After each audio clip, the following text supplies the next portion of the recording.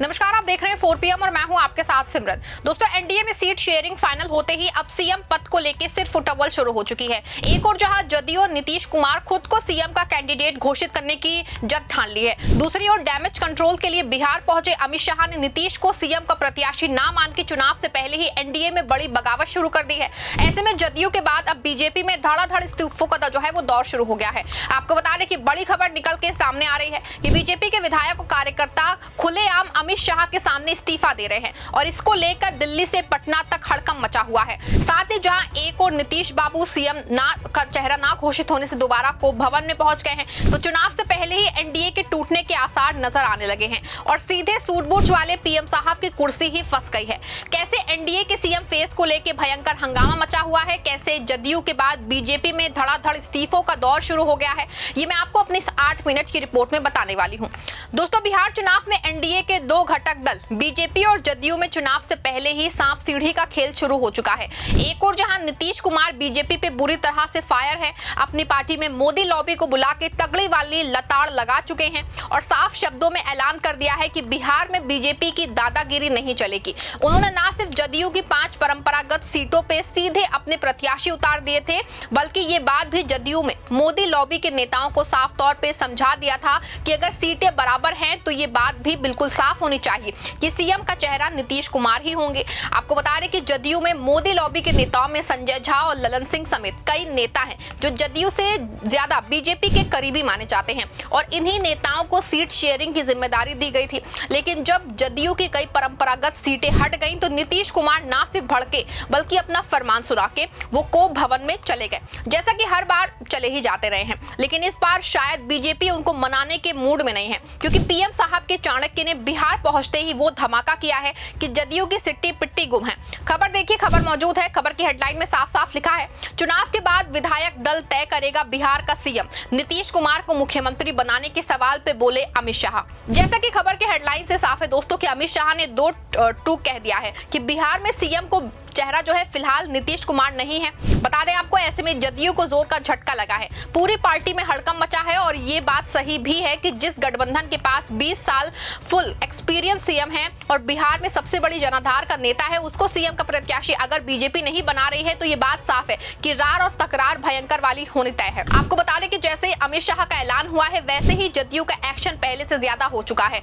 अंदर खाने की खबर है कि जिसकी सीटें बीजेपी और जदयू में ज्यादा होंगी वो उसी पार्टी का सीएम होगा और इसी योजना के तहत बीजेपी और जदयू दोनों ने 101 और 101 सीटें ली है। हालांकि दोस्तों, नीतीश बाबू ये किसी भी कीमत पे फिलहाल मानने को तैयार नहीं है। बता दें आपको, कल से उनको चुनाव प्रचार के लिए उतरना था, लेकिन इसके बाद भी वो अभी तक प्रचार के लिए मैदान में नहीं उतरे हैं।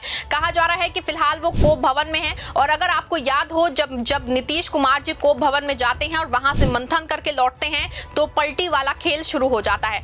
ऐसे में हर ओर एक बार फिर से अटकलों का बाजार गर्म हो गया है कि क्या नीतीश बाबू चुनाव से पहले ही पाला बदल सकते हैं या फिर चुनाव के बाद नंबर आने पे गेम करेंगे। हालांकि अंदर खाने की रिपोर्ट है कि नीतीश कुमार फिलहाल एक बार फिर से सीट को जो है नंबर बढ़ाने के लिए पूरी ताकत झोंकने की तैयारी में है।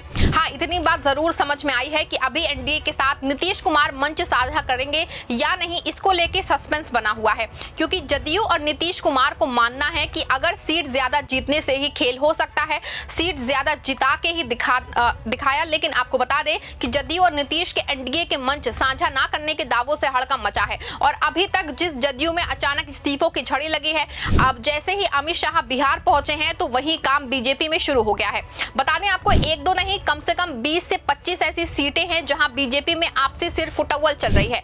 बता दें, बीजेपी में सीट बंटवारे को लेकर पहले ही केंद्रीय मंत्री गिरिराज सिंह ने कड़ी चेतावनी दी है और सीधे केंद्रीय नेतृत्व को चुनौती दे डाली है कि चुनाव जितना आसान समझ रहे हैं उतना है नहीं। साथ ही गिरिराज सिंह ने साल 2008 का चुनाव याद दिलाया है जिसमें विपक्ष को बड़ी जीत मिली थी। सिर्फ गिरिराज सिंह ही नहीं, आरके सिंह और अश्वनी चौबे जैसे बड़े नेताओं ने भी बीजेपी के खिलाफ कड़ा बयान दिया है। इसके साथ ही दोस्तों, बीजेपी के वरिष्ठ नेता और पीर पैंती के विधायक जो है ललन पासवान ने टिकट कटने से नाराज होकर के बुधवार की देर रात पार्टी की प्राथमिकता सदस्यता से इस्तीफा दे दिया है।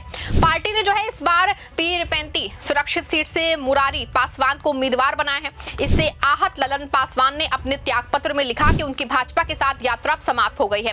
उन्होंने कहा कि वरिष्ठ नेताओं द्वारा मिले निर्देशों का पालन करते हुए उन्होंने पार्टी के लिए जो भी किया है उसे वो कृतज्ञता के रूप में मानते हैं, लेकिन अब उन्हें लगता है कि भाजपा को एक मुखर दलित नेतृत्व की जरूरत नहीं रही, इसलिए वो पार्टी की सीमाओं से ऊपर उठ के बाबा साहेब डॉक्टर भीमराव अंबेडकर के आदर्शों पे काम करना चाहते हैं। इसी के अलावा दोस्तों अश्वनी चौबे के बेटे अर्जित चौबे ने भी निर्दलीय चुनाव लड़ने का ऐलान कर दिया है। खबर है कि ये भी है दोस्तों कि प्रशांत किशोर की पार्टी जनसुराज से चुनाव लड़ सकते हैं। छपरा की हाई प्रोफाइल सीट की दोस्तों बात की जाए तो खेसारी यादव की पत्नी चंदा जिन छोटी कुमारी से टक्कर होने जा रही है उसमें सबसे रोचक ये है कि छोटी कुमारी को सीएन गुप्ता का टिकट काट के मैदान में उतारा गया है और अब सीएन गुप्ता सरेआम विरोध में उतर आई हैं और निर्दलीय प्रत्याशी के रूप में अपना नामांकन दाखिल कर दिया है। आपको बता दें कि बीजेपी की बगावत का सिलसिला सिर्फ यही नहीं रुका है, बल्कि गोपालगंज की सदर सीट पे भी बड़ी बगावत सामने आई है। आपको बता दें यहाँ 20 साल से बीजेपी की जुड़ी और मौजूदा विधायक कुसुम देवी का बीजेपी से टिकट काट दिया है। जैसे कि खबर कुसुम देवी तक पहुंचा है, कुसुम देवी फूट फूट के रो पड़ी हैं, लेकिन अब खबर आ रही है कि वो जनसुराज या फिर निर्दलीय प्रत्याशी के रूप में चुनाव लड़ सकती हैं। बरौली विधानसभा क्षेत्र से 5 बार के विधायक व वरिष्ठ भाजपा नेता राम प्रवेश राय ने पार्टी से टिकट कटने के बाद बगावती तेवर अपना लिया है। गुरुवार को उन्होंने भाजपा से इस्तीफा देकर निर्दलीय प्रत्याशी के रूप में अपना नामांकन पत्र दाखिल किया है। नामांकन में उनके सैकड़ों समर्थक मौजूद रहे। उन्होंने भाजपा नेतृत्व पर गंभीर आरोप लगाते हुए विधानसभा चुनाव में एनडीए के समीकरण बिगड़ने का दावा किया। समर्थकों का कहना था कि पार्टी ने अपने पुराने और समर्पित कार्यकर्ताओं के साथ अन्याय किया है। नामांकन पत्र दाखिल करने के बाद पत्रकारों से बातचीत में विधायक राम प्रवेश राय ने कहा कि पार्टी ने उनके साथ विश्वासघात किया है। ऐसे में साफ है दोस्तों कि बीजेपी के अंदर खाने में काफी बगावत चल रही है और इस बगावत के साथ धड़ाधड़ इस्तीफे हो रहे हैं। बता दूं आपको इसका जो बड़ा असर चुनाव पे पड़ना है, क्योंकि बीजेपी की 25 सीटें से 30 सीटें ऐसी हैं जिसपे बड़ी बगावत है। बता दें आपको पीएम साहब ने अपने चाणक्य जी को इसीलिए भेजा था कि डैमेज कंट्रोल को कम किया जाए, लेकिन जब से अमित शाह बिहार पहुंचे हैं उनके सामने ही धड़ाधड़ इस्तीफे होते जा रहे हैं। बता दें आपको कि अमित शाह बीजेपी के प्रदेश लेवल के नेताओं के साथ लगातार बागी नेताओं से मिल रहे हैं, लेकिन एक भी बागी को वापस लाने में अभी तक कामयाब नहीं हो पाए हैं। हाँ, इतना जरूर है कि सीएम नीतीश नहीं का जो ऐलान करके एनडीए में टूट के आसार को और बढ़ा दिया है। ऐसे में साफ है कि अमित शाह की चाणक्यगिरी एक बार फिर से बिहार में निकल गई है, जहां नीतीश कुमार और जदयू बीजेपी के साथ बहुत मंचों को साझा ना करने पे विचार कर रही है। दूसरी ओर बीजेपी में जिस तरह से धड़ाधड़ इस्तीफों का दौर चल रहा है, ये बीजेपी की हार की स्क्रिप्ट तैयार कर रहा है और एनडीए एक बड़ी टूट की ओर बढ़ता हुआ दिखाई दे रहा है। आपको बता दें कि एक और जहां एनडीए में सभी 243 सीटों पे प्रत्याशी घोषित करने के बाद भी भारी सिर फुटअव्वल मचा है, दूसरी ओर इंडिया गठबंधन ने टूट पे पहुंचने से पहले ही सब कुछ तय कर दिया है। एक और जहां मुकेश सहनी मान गए हैं तो दूसरी ओर इंडिया गठबंधन के सभी प्रत्याशी तय हो गए हैं, लेकिन दोनों में फर्क ये है कि इंडिया में कोई रार तकरार नहीं है, जबकि एनडीए में नीतीश नाराज हैं, बीजेपी में धड़ाधड़ इस्तीफे हो रहे हैं और अंदर खाने में भारी बगावत चल रही है। ऐसे में दोस्तों माना जा रहा है कि चुनाव में बीजेपी और एनडीए को जोर का झटका लगने जा रहा है। आपको क्या लगता है कि जिस तरह से अमित शाह ने नीतीश का नाम सीएम कैंडिडेट से हटा दिया है, क्या इसका असर एनडीए पे नहीं पड़ेगा? जिस तरह से एनडीए में बीजेपी में खुली बगावत चल रही है, क्या वो बीजेपी को चुनाव से जोर का झटका देने वाली है? आपको क्या लगता है? अपनी राय कमेंट में जरूर लिखिए। खबर को लाइक शेयर करिए और चैनल को सब्सक्राइब भी करिएगा।